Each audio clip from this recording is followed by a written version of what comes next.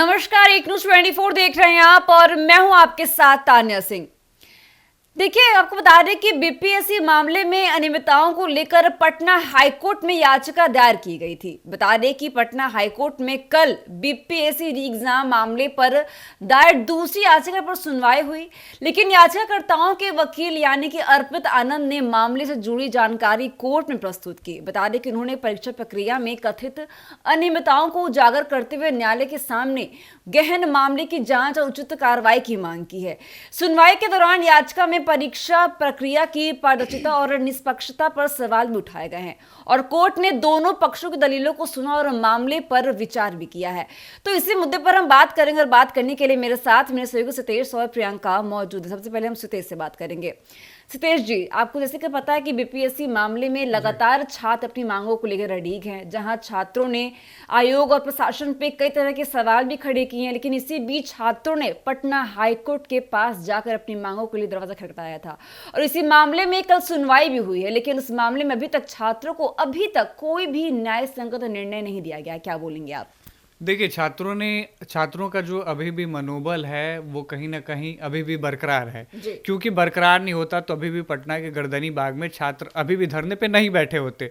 और इससे साफ जाहिर होता है कि छात्रों को जो मनोबल है वो और ज़्यादा मजबूत होगा, क्योंकि लगातार इसमें जो याचिकाएं लगाई जा रही हैं कहीं ना कहीं उनके मनोबल को और बढ़ावा दिया जा रहा है, क्योंकि उन्होंने सभी राजनेताओं का रुख करके देखा लेकिन उनकी ओर से आश्वासन के सिवाय और कुछ मिला नहीं। क्योंकि प्रशांत किशोर भी इस मामले को बहुत गंभीरता से लिए थे, पप्पू यादव भी लिए थे, तेजस्वी यादव ने बाकायदे छात्रों से वीडियो कॉन्फ्रेंसिंग के माध्यम से बातचीत की।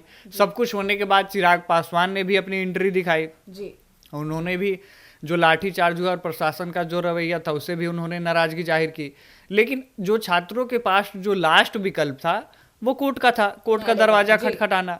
तो उन्होंने न्यायालय को चुना और न्यायालय को चुनने के बाद उनमें एक उम्मीद जगी कि शायद हो सकता है कि इस मामले की उचित कार्रवाई न्यायालय से हो सके, इसलिए उन्होंने याचिका लगाई। और कल जो दूसरी याचिका लगी थी वो जो क्वेश्चन आंसर की जो जारी हुआ था उसको लेकर लगा था। तो उस मामले में जब सुनवाई हो रही थी तो इसके जजमेंट में यही कहा गया कि दोनों मामला सेम ही है। तो इसकी जो सुनवाई हुई उसकी डेट एक्सटेंड करके 31 को कर दिया गया, 31 जैन को होगा। यानी जो पहली याचिका लगी थी पप्पू कुमार वर्सेस अदर और दूसरी जो याचिका है प्रशांत कुमार एंड अदर्स वाली, यानी दोनों याचिकाओं की जो सुनवाई होगी यानी 31 जनवरी को होगी। अब आप इसमें सबसे बड़ी चीज ये है कि जिस तरीके से रहमांशु सर ने जो खून से चिट्ठी लिखी थी उसके बाद छात्रों के मन में एक और मनोबल जगा, एक और उम्मीद जगी और मनोबल भी उनका बढ़ा, क्योंकि छात्रों के मन में ये चीजें आई कि अगर हमारे साथ अब हमारे शिक्षक भी हैं, क्योंकि वो लगातार धरने में भी शामिल थे, मुकदमे तक की भी बात सामने आई और बहुत सारी चीजें निकल कर आई, लेकिन छात्र अभी भी इस मामले को लेकर गंभीरता से अडिग हैं। उनको अभी भी उम्मीद है कि न्यायालय कोई न्याय संगत फैसला लेगा और इस मामले पे जो है वो सही से जांच होगी। जी सितेश जी। प्रियंका, जैसे कि आपको पता है कि छात्रों ने अब न्यायालय का दरवाजा खटखटाया है, जहां पे 2 बार याचिका को दायर कर दिया गया है, लेकिन अभी तक सवाल ये है छात्रों का कि आखिर कब आएगा वो दिन जब हमें न्याय संगत फैसला दिया जाएगा सरकार, आयोग और प्रशासन के द्वारा। क्या बोलेंगे आप? जी बिल्कुल, जैसा कि सभी लोगों को पता है कि पिछले 45 दिन से बीपीएससी छात्र धरने पे बैठे हुए हैं, लेकिन अभी तक उनके संदर्भ में कोई भी फैसला नहीं आया है। वो धरने पे 45 दिन से बैठे हुए, कई नेता लोग भी आके उनका समर्थन करते हैं, कई नेता लोग आगे आके उनके पक्ष में बोलते हैं, सपोर्ट में आगे रहते हैं, लेकिन उनको न्याय दिलाने में कोई भी आगे नहीं है। मतलब आप सपोर्ट में बोल रहे हैं लेकिन उनके हक में अभी तक कोई भी फैसला नहीं आया है। सितेश जी ने सही बोला कि वो हाईकोर्ट का दरवाजा ठकठकाएंगे, तो हाँ बिल्कुल उनको ठकठकाना भी चाहिए। और जैसा कि 31 जनवरी को क्या फैसला होगा ये तो इंतजार रहेगा हमें भी जानने का। हालांकि वो धरने पे तो 45 दिन से बैठे हुए और कई नेता लोग भी आके उनसे मिलते हैं, लेकिन कोई भी फैसला नहीं आया है इस पे, जिस पे बीपीएससी छात्र सभी अभ्यर्थी ये भी बोलते हुए नजर आ रहे हैं कि नीतीश कुमार के तरफ उनकी अभी तक कोई बात नहीं पहुंच पा रही है। जैसे नीतीश कुमार और उनके वो दोनों के बीच में जो लोग आ रहे हैं बीच में, वो लोग नीतीश कुमार तक उनकी बात पहुंचाने की कोशिश ही नहीं कर रहे हैं। मतलब छात्रों का साफ कहना है कि अगर नीतीश कुमार तक उनकी बात पहुंच जाती है जी। तो शायद एक उम्मीद की किरण जग सकती है, लेकिन नीतीश कुमार तक उनकी बात नहीं पहुंची। हालांकि हम लोग का यही सवाल रहेगा कि इतना मतलब ये 45 दिन से चल रहा है, तो ऐसा तो नहीं है कि नीतीश कुमार तक ये बात पहुंचा नहीं होगा। जी प्रियंका, जैसे कि आपने कहा कि नीतीश कुमार तक ये बातें नहीं जा रही हैं, क्या नीतीश जी को ये बात नहीं पता है कि बीपीएससी मामले में बापू सेंटर पे ऐसी बात चीजें हुई हैं? दूसरी बात, छात्रों पे जिस तरीके से लाठी चली, क्या मीडिया में ये खबरें नहीं चली थी?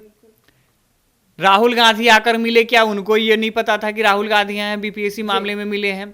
मुख्य सचिव से छात्र 2 बार मिलने की कोशिश किए, राज्यपाल से लगातार पप्पू यादव मिले, प्रशांत किशोर मिले, छात्र मिले, क्या ये बात भी उनको नहीं पता है? अगर उनको अपने विभाग की बातें पता नहीं है, अपने सचिव से मुलाकात जो है उस मामले तक के पता नहीं है, तो वो किस प्रकार के मुख्यमंत्री हैं?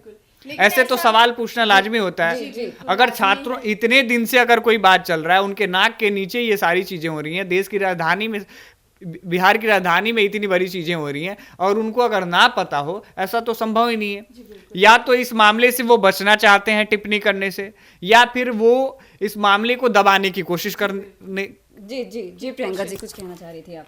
जैसा कि ये मैं नहीं कह रही, ये खुद बीपीएससी के एक छात्र बोलते हुए नजर आ रहे थे, किसी मीडिया संस्थान के थ्रू वो बोल रहे थे कि नीतीश कुमार तक उनकी बात नहीं पहुंच रही। हालांकि मेरा भी यही सवाल रहेगा कि ये गलत है, नीतीश कुमार तक आपकी बात पहुंच रही है, नीतीश कुमार इस पे चुप्पी साधे हुए, ये बहुत बड़ा सवाल है। देखिए प्रियंका जी, जो मामला है बीपीएससी का, ये कई दिनों से चलता आ रहा है और छात्र लगातार अपनी मांगों को लेकर सरकार से कई तरह के सवाल भी उठा रहे हैं। लेकिन ये जो पूरा मामला है, चाहे मामला कोई भी हो, बीपीएससी का परीक्षा हो, पुलिस अभ्यर्थी का परीक्षा हो, ये पूरा मामला शिक्षा नीति पर कई गंभीर सवाल खड़े कर रहा है, खासकर बिहार की। प्रियंका, क्या बोलेंगे आप?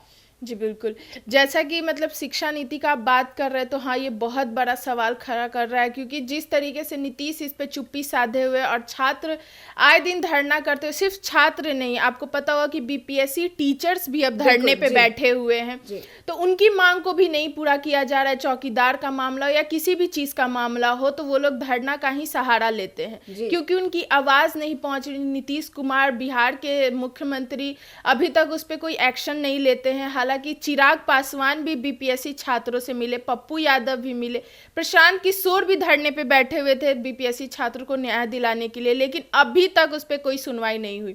लेकिन इसी बीच एक बहुत बड़ी अपडेट निकल के सामने आ रही थी कि जैसे बीच में ये बीपीएससी जितने भी छात्र हैं वो लोग धरने पे तो बैठे हैं, लेकिन साथ ही वो लोग आगे बढ़ने के लिए वो पटना के सड़कों पे भी उतरे थे। अब ऐसी एक और खबर आ रही है, उस समय तो वो सड़क पे उतरे, प्रशासन उन पे लाठी चार्ज की, उनको चुप कराने के लिए वाटर कैनल का इस्तेमाल किया गया, अब लाठी चार्ज किया गया। लेकिन अब बहुत बड़ा सवाल होता है प्रशासन से और बिहार सरकार से कि 30 जनवरी को जिस तरीके से बीपीएससी छात्र दोबारा से पटना की सड़कों पे उतरने वाले हैं, तो अब क्या प्रशासन एक्शन लेगी? क्योंकि लाठियों तो छात्र खा चुके, वाटर कैनल का आपने इस्तेमाल किया, इतनी ठंडी में वो लोग पानियों से भी भीग गए, लेकिन अब क्या इस्तेमाल, अब कौन सा हथियार इस्तेमाल कीजिएगा, ये बहुत बड़ा सवाल रहता है। क्योंकि 30 जनवरी को सारे बीपीएससी छात्र फिर से धरना पे तो 45 दिन से बैठे हुए, लेकिन पटना की सड़कों पे वो फिर से उतरने वाले हैं, और देखना यही होगा हम लोग के साइड से भी कि अब क्या प्रशासन इस्तेमाल करती है। सितेश जी, मेरा आपसे आखिरी सवाल होगा कि जैसे कि पटना के हाईकोर्ट वकील अर्पित आनंद ने कई तरह की बातों को कल साझा किया मीडिया कर्मियों के सामने, उन्होंने कई तरह की बात साझा की है जो बीपीएससी अभ्यर्थियों के हित में शायद वो एक फैसला हो सकता है, लेकिन अभी आने वाले 31 जनवरी को एक बड़ा फैसला फिर से हाईकोर्ट द्वारा लिया जाएगा। लेकिन इसी बीच छात्रों ने जो ऐलान किया है 30 तारीख के महाआंदोलन का, क्या लगता है आपको? क्योंकि छात्रों ने लगातार प्रशासन सरकार से मांगे रखी, इतना अडिग होकर सबसे अपनी बातों को रखा है, लेकिन फिर भी छात्रों को महाआंदोलन के लिए उतरना पड़ रहा है सड़कों पर। क्या बोलेंगे आप? देखिए, छात्रों के पास अब कोई विकल्प ही नहीं है जी। उन्होंने सबका देखा, सबका साथ मांगा, हर किसी से न्याय की गुहार के लिए आवाज उठाई, लेकिन किसी ने कुछ किया क्या? नहीं किया। पप्पू यादव भी उनके हित में उतरे, रेल रुकवाए, प्रशांत किशोर भी लगातार सत्याग्रह पे बैठे, गांधी जी के प्रतिमा के नीचे बैठे, 48 घंटे का अल्टीमेटम दिए, लेकिन कुछ हुआ क्या? नहीं हुआ। प्रशांत किशोर भी अब ठंडा होके बैठ गए एलसीटी घाट पे।